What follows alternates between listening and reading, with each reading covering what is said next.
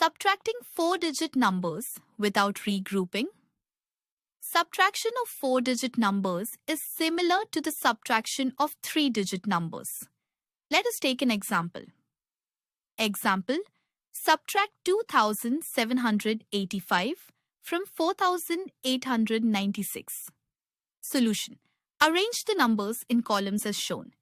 Always remember to write the bigger number first. Steps 1. Subtract the digits at ones place.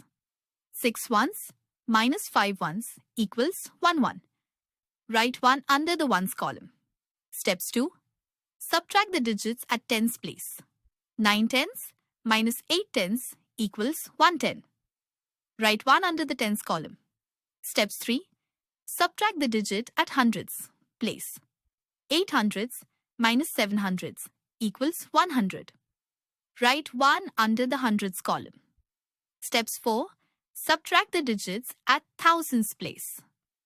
4 thousands minus 2 thousands equals 2 thousands. Write 2 under the thousands column.